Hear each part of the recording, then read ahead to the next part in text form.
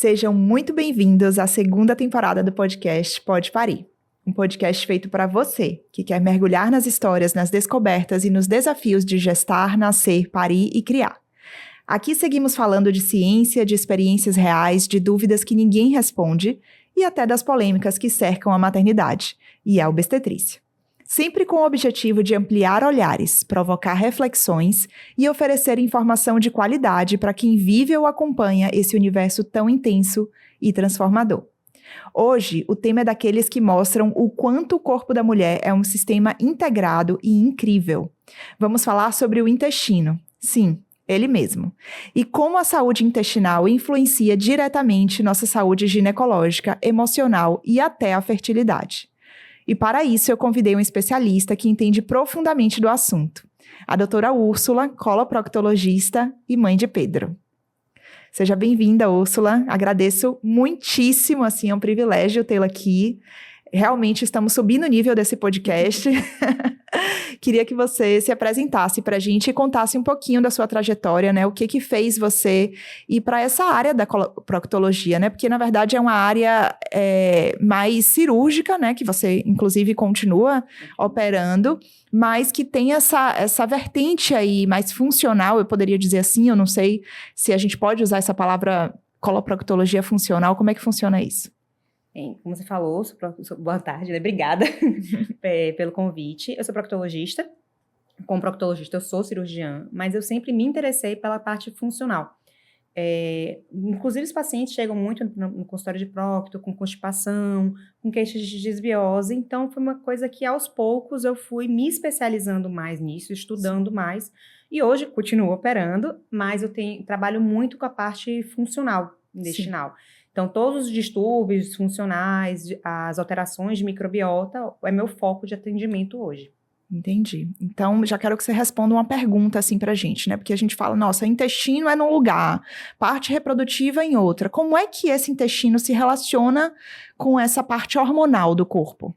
Então, o intestino, ele é responsável pela produção da maioria dos nossos hormônios, inclusive. E existe alguns hormônios como o estrogênio, a gente tem o estroboloma. Então, a gente metaboliza os hormônios no intestino. Então, se eu tenho uma microbiota alterada, que a gente chamava antigamente de flora intestinal, eu posso metabolizar mais ou menos esse hormônio. E, consequentemente, isso pode alterar na minha fertilidade. Então, o estrogênio está relacionado à fertilidade. Além disso, alterações na microbiota, alterações de permeabilidade intestinal, levam a um processo inflamatório crônico. E esse processo inflamatório crônico, a gente também leva, como consequência, a uma alteração da microbiota vaginal. Então, você vai ter candidíase de repetição, por exemplo. Você tem piora dos sintomas de endometriose, que estão muito relacionados à fertilidade e à saúde feminina.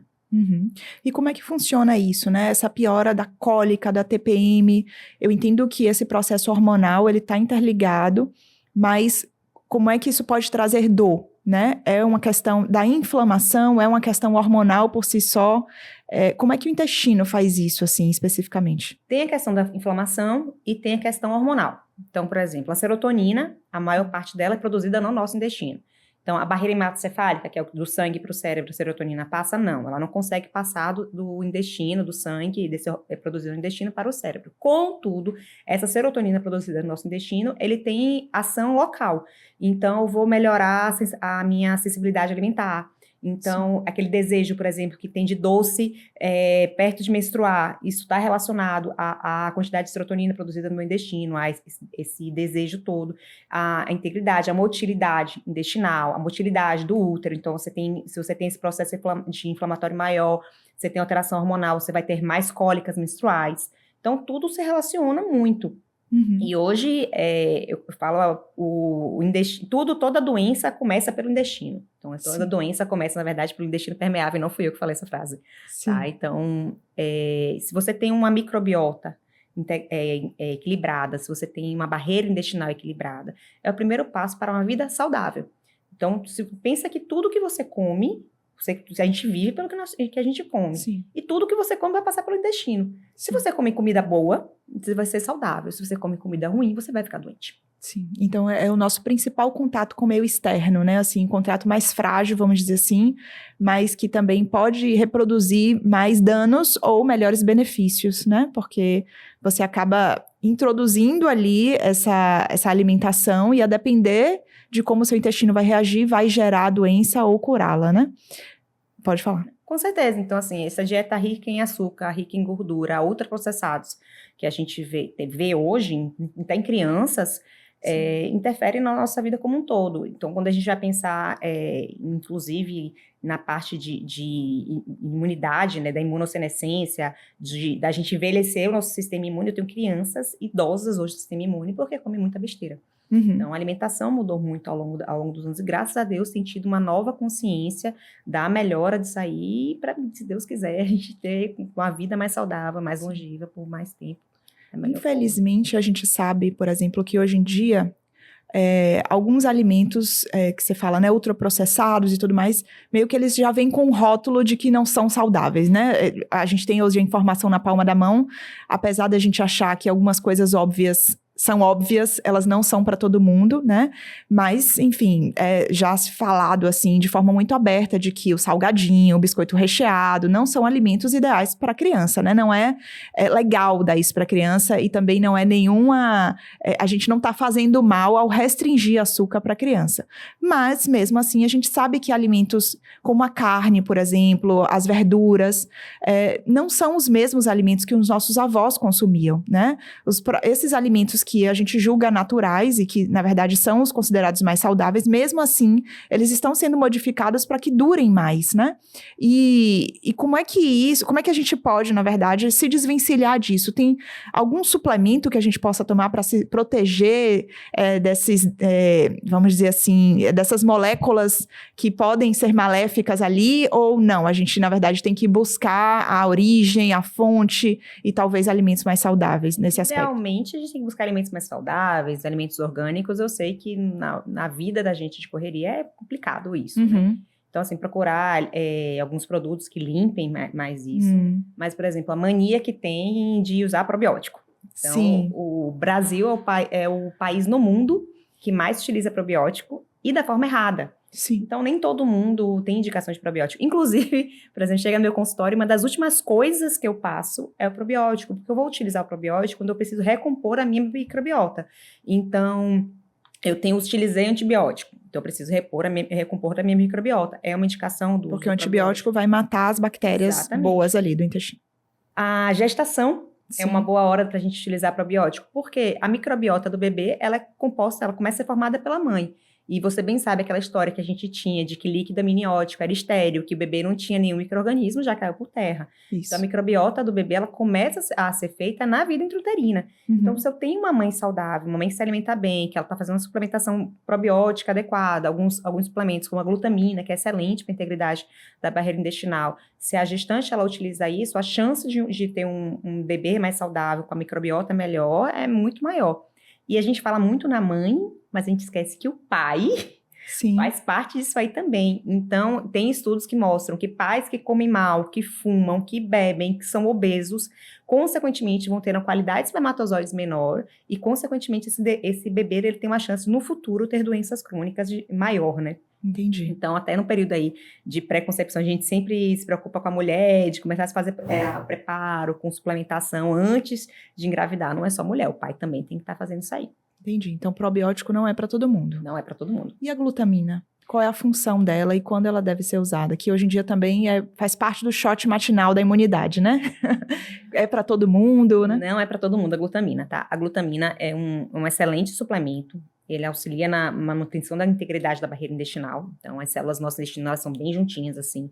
E quando há esse desequilíbrio, essas células se afastam e o que deveria ser eliminado nas fezes começa a inflamar o nosso corpo. Então, entra no meio dessas células. Entra no meio dessas células. Para a corrente sanguínea. Exatamente.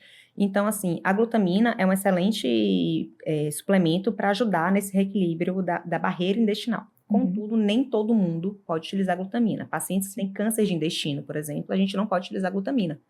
Então, é uma contraindicação. É tanto antes de operar quanto pós-operatório imediato. Então, a gente não passa. E eu não gosto de deixar ninguém cronicamente com o uso de glutamina. Glutamina é um suplemento que eu prescrevo muito, mas eu faço rotações. Então, você utilizou agora 3 meses, vamos ficar um tempo sem usar, depois a gente volta de novo. Vai depender, claro, tudo dos sintomas. A vontade da creatina, por exemplo, aí que tem também. A creatina eu acho que todo mundo tem que usar. Sim, interessante. E quais são os principais erros alimentares hoje da mulher que você avalia, assim, que pode afetar na sua saúde intestinal, né? E na sua saúde fértil? Quais são os principais erros? É alimentar ultraprocessado, sem dúvida, Uhum. né? Então, embutidos não faz sentido nenhum, nem entra lá em casa, inclusive, embutidos.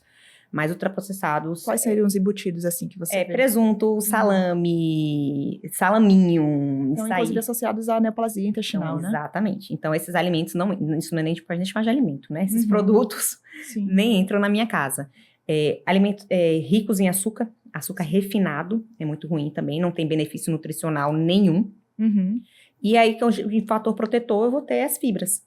Então, Sim. alimentos ricos em fibra, beber bastante água, faz parte do nosso dia a dia, que a gente tem que fazer para melhorar. Então, cigarro, nunca na vida, não serve para nada, não existe nenhum benefício na vida para o uso do cigarro. Bebida alcoólica de forma controlada e uma coisa fundamental, sono.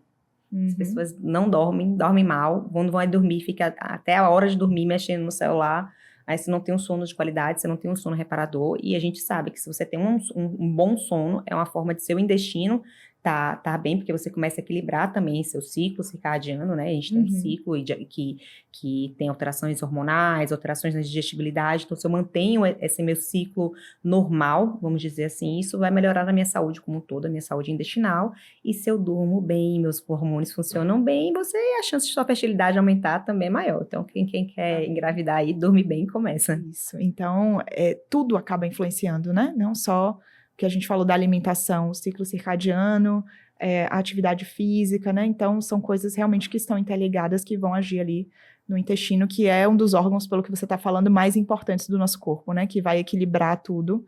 Foi à toa que você escolheu essa profissão, né? Pois é, eu não posso, aquela coisa assim, eu sou fã de carteirinha dele, puxa a sardinha pro meu fígado, lado. Né? Mas antes de ir pro fígado, é o intestino que joga pra lá. Então... Pois é, antes de ir pro fígado, primeiro passou pelo intestino. Isso, é meio que a peneira, né, pra poder chegar lá.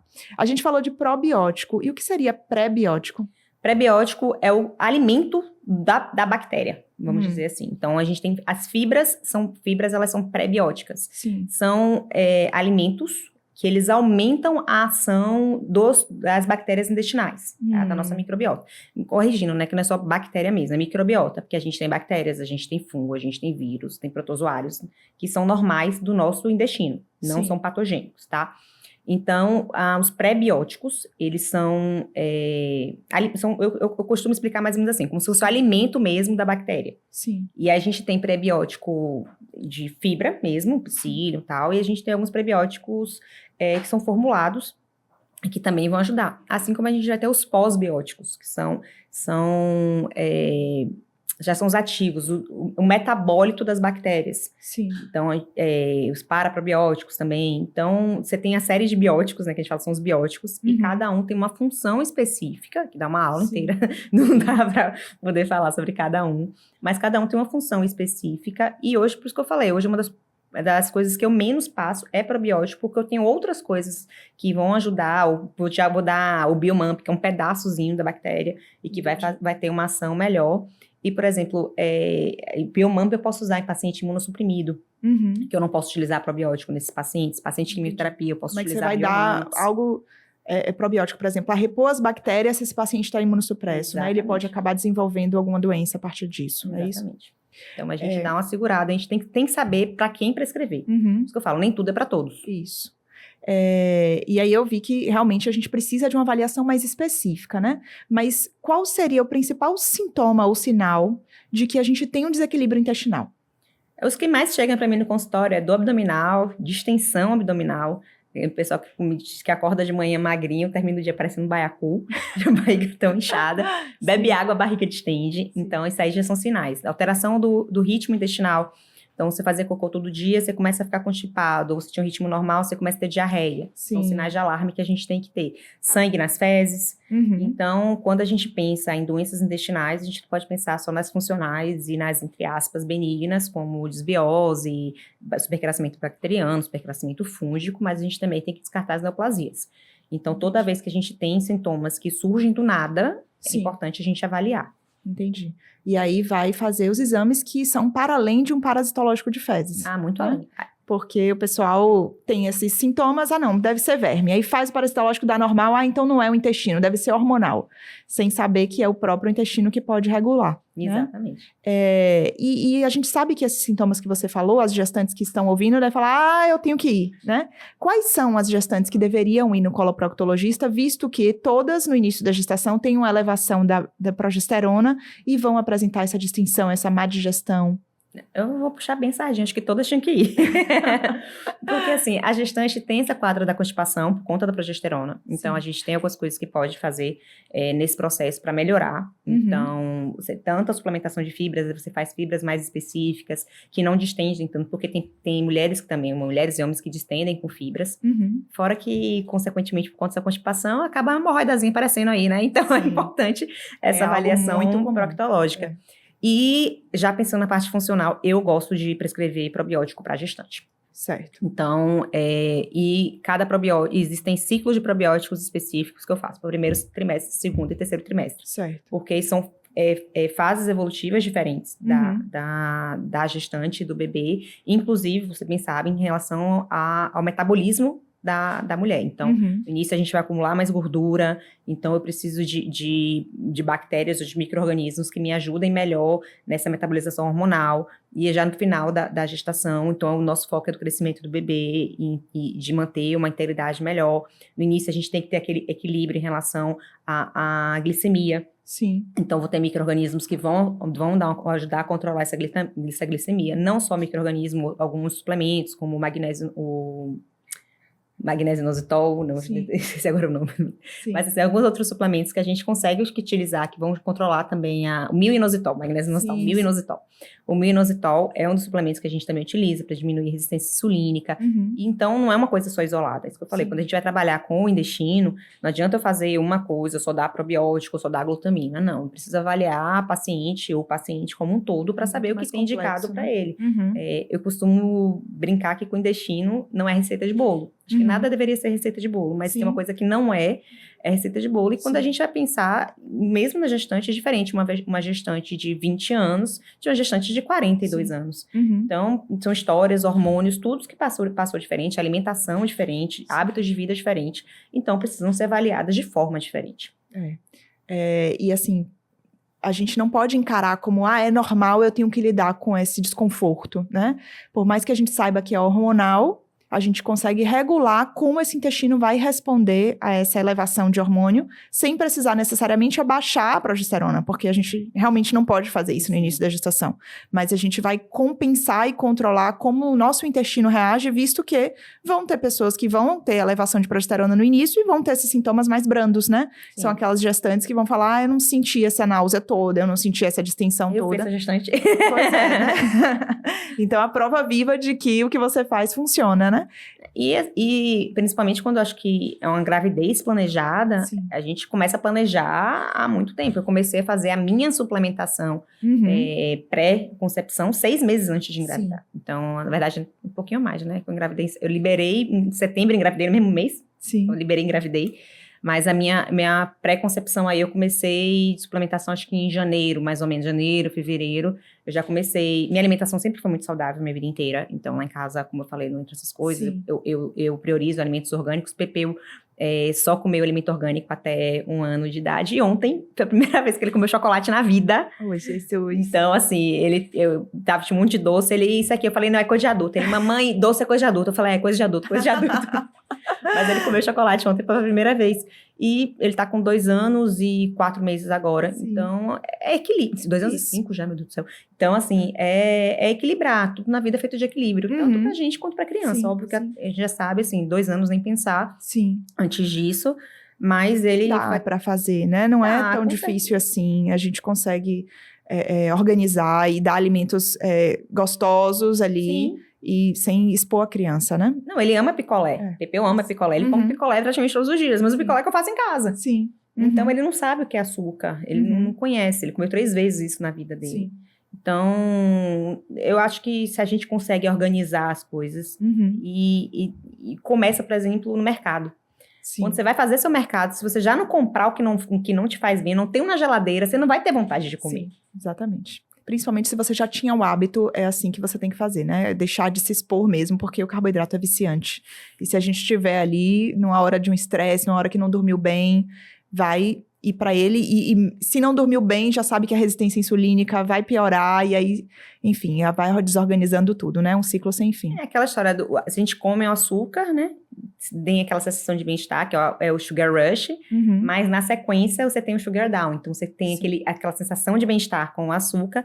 Logo depois, essa sensação passa, até por conta que são aí se altera os níveis de serotonina e de dopamina. Aí você vai atrás de novo de alimentos ricos em açúcar e ricos em gordura, que dá uma sensação de bem-estar. A gente não pode dizer que não dá. Sim. Entendeu? Se fosse ruim, ninguém comia. Se fosse ruim, ninguém comia. Mas a gente tem boas alternativas para alimentação, muito boas alternativas. Hoje em dia é fácil. Então, a gente consegue equilibrar. E, como eu falei, nem tudo é para todos. Uma coisa que chega muito para mim perguntando, então eu não posso comer glúten, não posso comer lactose, não posso comer isso. Eu falei, não. Se eu não tenho nenhum sintoma com glúten, glúten pró-inflamatório, tudo bem, mas eu não tenho sintoma nenhum com glúten, eu não sinto nada com glúten, não tem por que cortar glúten da minha vida. E a lactose? A mesma coisa. Sim. E o problema é que, assim, a lactose é o açúcar. Então, as pessoas estão preocupadas com a lactose, mas a grande maioria, na verdade, não é nem a lactose, é a proteína do leite. Então, a caseína, ela é muito mais alergênica, ela dá muito mais sintomas do que a lactose. Aí o pessoal, mas eu tomo leite sem lactose, minha barriga continua de sistema. O problema não é o pobre do açúcar da lactose, é a caseína. Então, tem que ser bem avaliado. E hoje a gente tem inúmeros testes genéticos, por exemplo, que são fáceis de fazer, ou faz salivar, ou de ponta de dedo, que você consegue avaliar suas intolerâncias alimentares. Lá na clínica a gente faz esses testes, inclusive. Assim como testes genéticos para avaliar a predisposição de alguma doença ou até de alteração da microbiota. Então, tudo isso a gente consegue fazer isso em consultório, de uma forma muito simples, entendeu? Legal. E muita gente não conhece, fica lá no parasitológico de... Inclusive, parasitológico existem testes hoje, não falar os nomes dos testes, porque isso não é propaganda, mas que assim, até melatonina fecal a gente dosa. Nossa. Então, eu tenho vários marcadores de zonulina fecal, é um dos exames que a gente utiliza para avaliar essa integridade, ver se essas células estão juntas ou não. Então, o coprológico da gente hoje, o estudo das fezes, você tem uma gama enorme de coisas que você pode avaliar, que é muito mais do que um parasitológico. Isso. E avalia a saúde intestinal, né, de uma forma mais todo. completa. Você consegue dosar hormônio nas fezes, como falei, a melatonina, tem outros hormônios que a gente dosa nas fezes. E traz um reflexo direto do que está a sua saúde. Entendi. E o que você come. Voltando para essa parte que você falou aí da preparação para engravidar, né?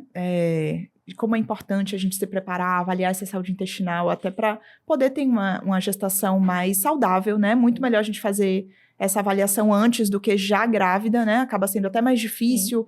Você ali já no processo de gestação, às vezes com certa intolerância para ingerir medicações e tudo mais. Mas eu queria saber se você tem alguma opinião sobre a questão dos ciclos das sementes, que são feitas antes aquela coisa de ingerir chia, semente de girassol. Você já ouviu falar nisso? Não, ciclo das sementes, esse termo eu não conheço, Hoje em dia é usado por algumas pessoas, né, que trabalham com infertilidade, e são ciclos que servem com sementes, né, que, enfim, devem ser prebióticos, pelo que você falou. Sim, prebióticos. Confesso que nunca estudei a fundo também, então não posso emitir uma opinião, mas só para poder falar sobre o que é.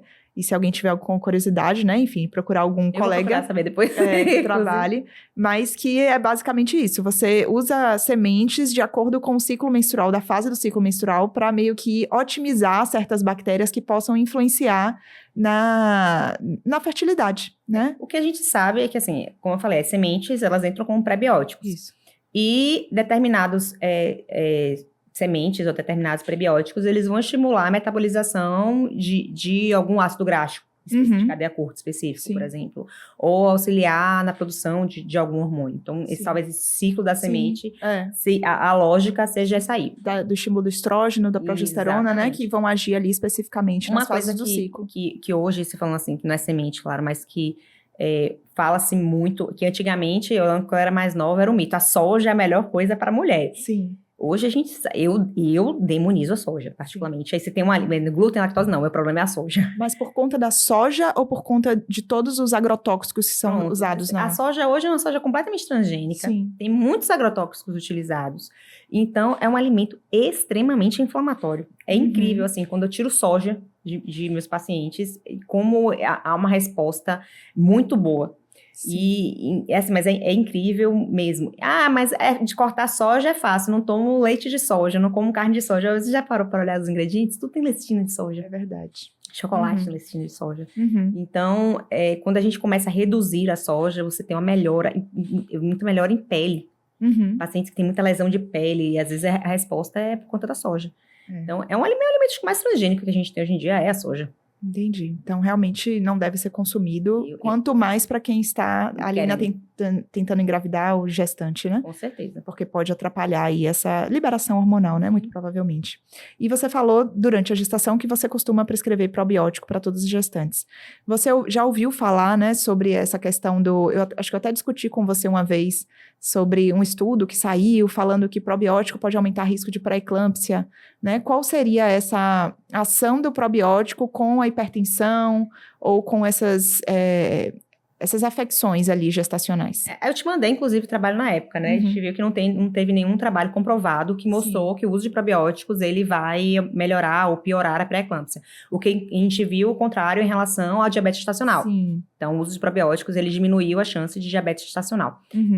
Existe esse questionamento de alguns estudos, mas não é nada que você tem uma prova científica de que realmente aconteça.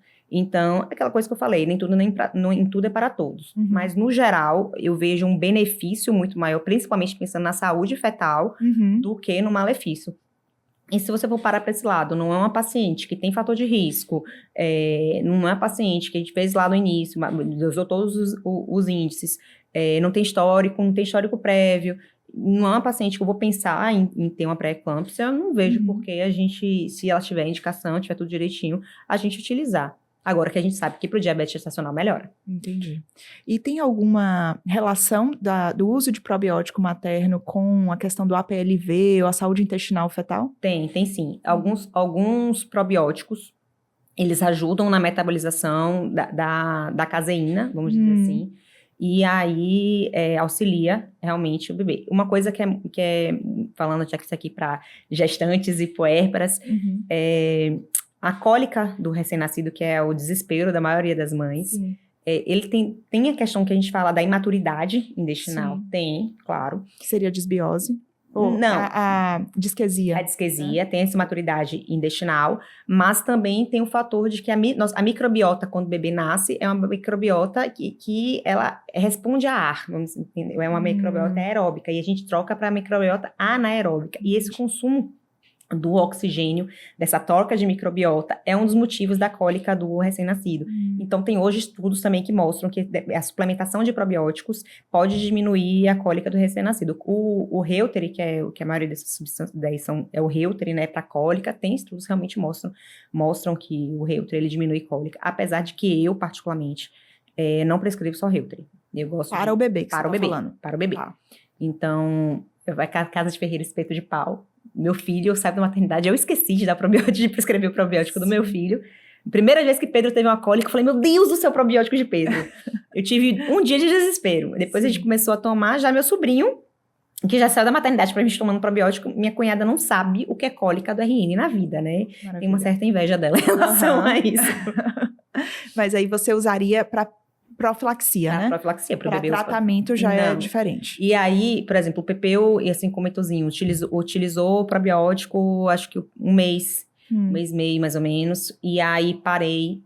Pedro tá com 2 anos, ele fez 3 ciclos de probióticos. Esse último que ele fez agora, como passou dos 2 anos, apesar de ele não comer açúcar, nada disso, querendo ou não, modifica, a microbiota da gente vai modificando, né, ao longo da vida.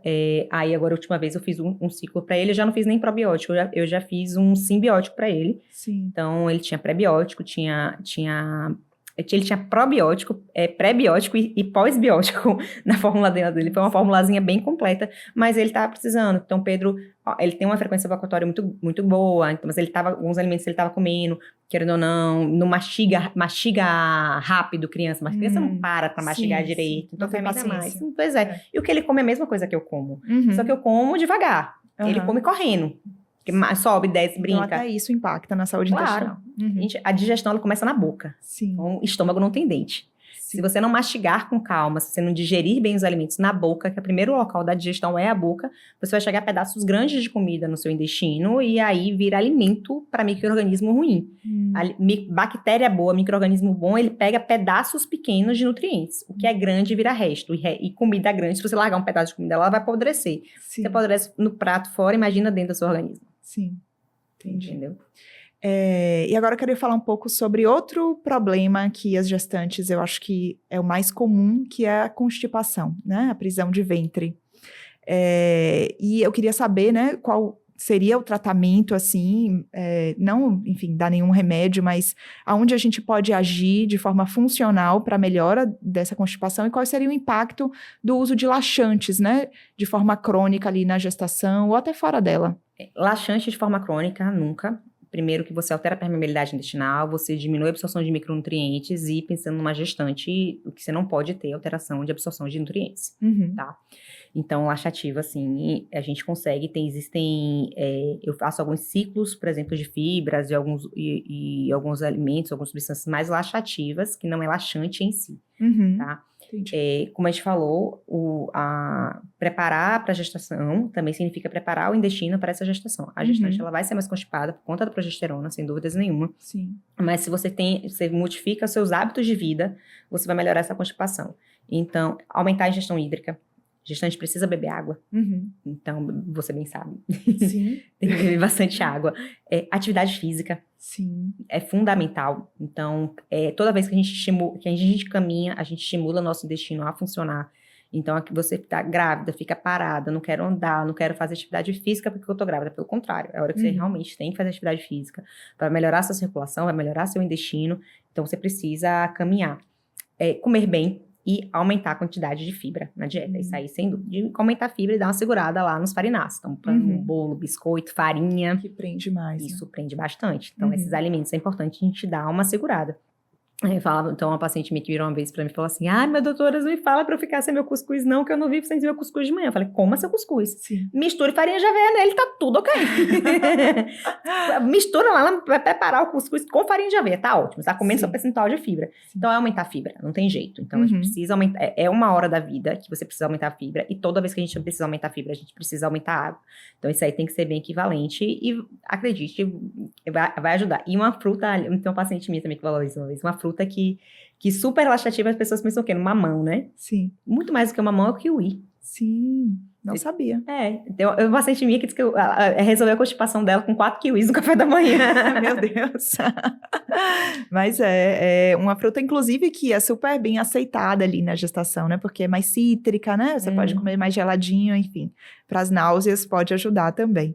E aí, depois da constipação, né? Quando a gente não tem essa melhora, né? Acabou não lhe encontrando, não ouviram o podcast, acabaram apresentando a hemorroida, né?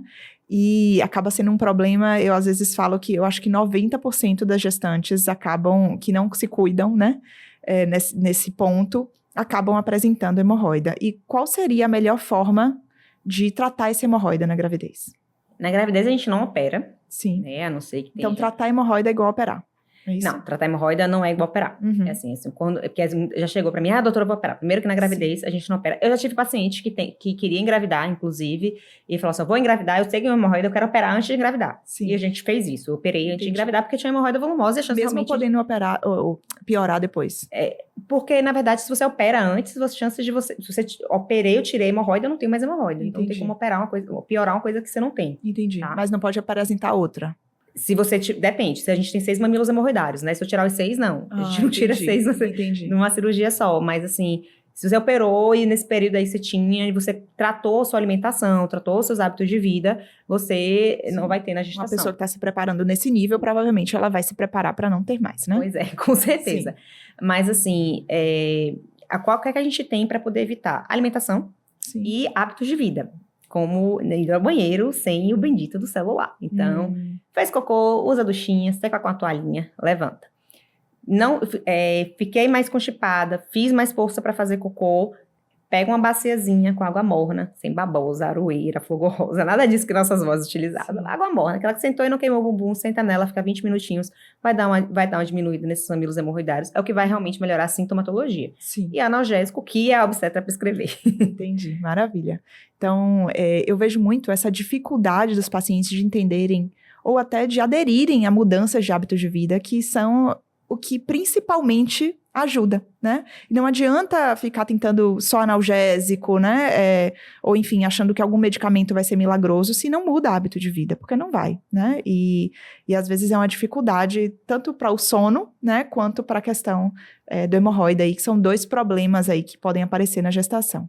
Uma coisa muito legal, pensando na alimentação, para todo mundo, mas, por exemplo, na gestante, e tá no final da gestação, que a gente já tem a barriga mais cheia, já não aguenta mais, o sono não é muito bom, é você modificar o que você come ao longo do dia. Então, por exemplo, o carboidrato, eu vou dar preferência para ele na manhã, porque carboidrato, ele vai acelerar meu metabolismo, então ele vai estimular meu metabolismo, meu cortisol, numa hora que à noite não é para eu ter. Então, eu já tenho tudo isso, eu comer alguma coisa que vai me deixar mais empachada, vai me deixar mais enjoada, você comer à noite não é legal. Então, quando a gente pensa não na densidade calórica, mas um tipo de alimento que você vai comer, dá preferência realmente aos carboidratos pela manhã, e no final do dia dá preferência a mais alimentos com a gordura, né? Não é gordura de fritura, não. É gordura, sim. azeite, Gordura boa, abacate, porque aí isso aí vai te dar uma saciedade maior ao longo da noite, inclusive nas gestantes que têm diabetes gestacional, evita os picos de insulina, e vai te dar uma saciedade melhor, você não vai comer muito, você não vai ficar empazinada aí.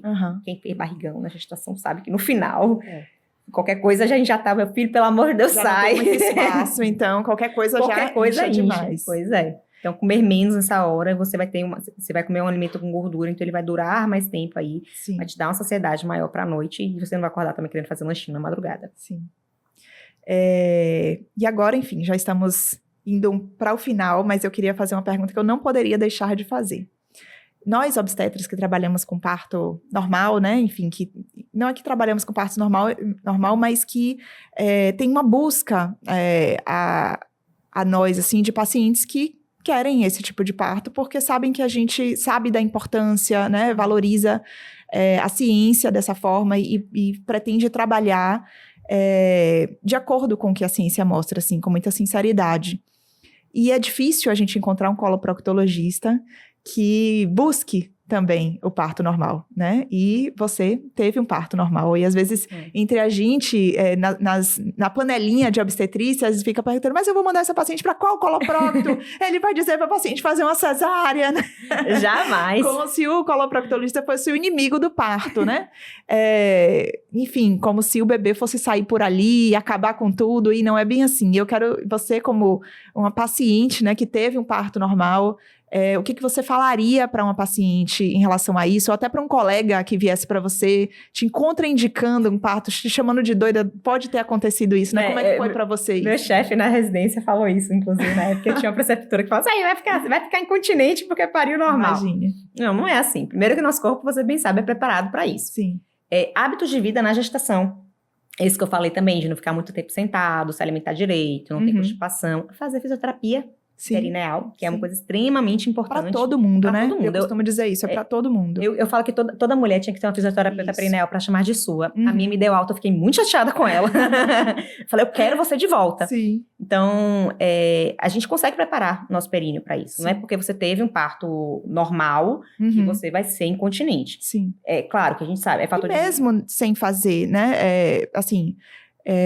A gente sabe que não existe uma fórmula mágica, mas mesmo a pessoa que não teve um parto normal, só pela própria gestação, teve ali, às vezes, uma distensão e Era exatamente isso que eu ia falar. Então, assim, a multiparidade, independente de ter sido parto normal, cesariano, o ganho de peso excessivo na gestação, mulheres que no futuro acabam tirando o útero, fazendo uma esterectomia. Então, todos esses são fatores que enfraquecem o assoalho pélvico. Isso. Então, a questão não é o parto normal, não é a via de parto, é a gestação. Sim. O ganho de peso que você teve na gestação vai influenciar diretamente se você vai ter uma chance maior ou menor de ter uma incontinência no futuro. Então, acho que é aquilo que a gente falou, levar uma gestação saudável, com controle de peso adequado nessa gestação, você vai ter um parto mais tranquilo e a chance de você ter no futuro alguma lesão é muito menor. Sim.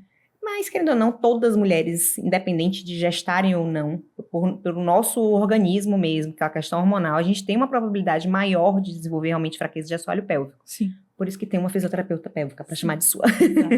E, na verdade, né, os coloproctologistas, como são cirurgiões, eles acabam atendendo as complicações de processos de laceração, né, mais graves, justamente porque pode, sim, ocorrer uma laceração de 4º grau, que é aquela que atinge a região da mucosa retal, né? É raro e, às vezes, depende, sim, da assistência que foi feita nesse parto, né? De como esse parto foi assistido, mas acaba aumentando o risco de acontecer, mas essa paciente, ela acaba indo para o coloproctologista, então fica parecendo que todo parto normal para o coloproctologista vai ter isso, né, nossa essa abertura. amostra viciada, né? A gente fala, Exato. nossa amostra viciada. Só chega pra gente que teve problema. Isso. Eu lembro que teve uma paciente, ai meu Deus do céu, 3 anos isso, eu acho. 3 ou 4 anos. Que eu tava de plantão, na época eu dava plantão. Eu tava plantão no SAMU. E aí me ligaram da maternidade, 2h40 da manhã.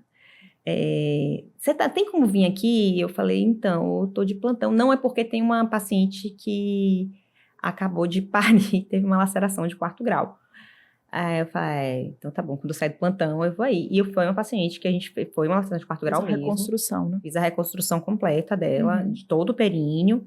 E essa paciente ficou em acompanhamento por mim, tem mais ou menos isso aí mesmo, 4 ou 5 anos. Ela ficou em acompanhamento comigo por 2 anos. E hoje ela não tem nada, ela teve alta, inclusive. E com certeza porque foi você que reconstruiu, né? Na verdade, foi um coloproctologista. Foi um coloproctologista, né? Porque, enfim, a gente sabe que não é a nossa área, a gente, enfim, sabe, a gente aprende a fazer, mas quando tem alguém que faz mais, como é uma coisa rara na obstetrícia, você tem um colega coloproctologista que pode ir ali e te ajudar a corrigir, né? Não tem nenhum demérito em pedir essa ajuda. De jeito nenhum. Muito pelo contrário, é muito melhor para o paciente. E né? os estudos mostram isso, na verdade. Sim. Quando a gente pega estudos de lesões de parto, se você fazer a reconstrução esfincteriana na lesão imediata, então no pós-parto imediato, você faz essa reconstrução, a chance dessa paciente ter incontinência, ter fraqueza de musculatura é muito menor, porque você teve aquela lesão, você está reconstruindo naquele mesmo momento. Sim. Então, você vai ter essa cicatrização mais eficaz, sem ter tido uma fibrose anterior, que você vai ter que reconstruir depois. Então, hoje, o que orienta-se mesmo teve uma laceração de parto, liga para o plantonista, ou sobreaviso aqui, vou precisando de uma mão aqui, de preferência o proctologista, claro, às vezes a gente não tem proctologista, acaba sendo cirurgião que está ali na maternidade, mas a indicação formal de reconstrução do períneo já no pós-parto imediato. Isso. E assim, não é só o parto normal que pode ocasionar lesões intestinais, né? A gente sabe que na cesárea a gente tem a complicação do ilho paralítico, né? Que é essa falta de retorno do movimento intestinal, né? Dos movimentos peristálticos que a gente fala. Então, esse intestino, ele vai inchando e ele acaba não conseguindo liberar ali os flatos, não conseguindo liberar ele forma uma obstrução, né? Sim. Por essa questão. Também é algo incomum de acontecer, mas também pode ser grave, inclusive com também rompimento intestinal, né? Então, são complicações raras, mas tentar não lesionar o intestino fazendo uma cesárea não é a melhor das ideias, né? O pessoal acha que fala assim, vou fazer uma cesárea, como se fosse uma fazer coisa a unha. Simples. Não, tipo isso, vou marcar minha cesárea. Pois é. Gente, é uma cirurgia. Sim. É uma cirurgia igual qualquer outra cirurgia abdominal. Sim, exato. Então, qualquer risco de outra cirurgia abdominal. Então, tem um útero gravídico, eu tenho uma chance ali de lesar uma alça intestinal, tenho uma chance de lesar o ureter, que é o caminho que leva o órgão que leva a urina do rim para a bexiga. Então, eu tenho outros órgãos que eu posso lesar ali, porque é uma cirurgia abdominal. Isso. O ilho paralítico, eu costumo dizer que o ilho paralítico é aquele adolescente preguiçoso que foi para a festa no dia anterior, no dia seguinte não quer levantar. Então, tem que mandar o pai, vai levantar, é a hora que a gente tem que mandar o paciente caminhar. Então, vá caminhar no seu pós-operatório para o seu intestino funcionar. Para prevenir, né? Para prevenir essa complicação que é o ilho paralítico.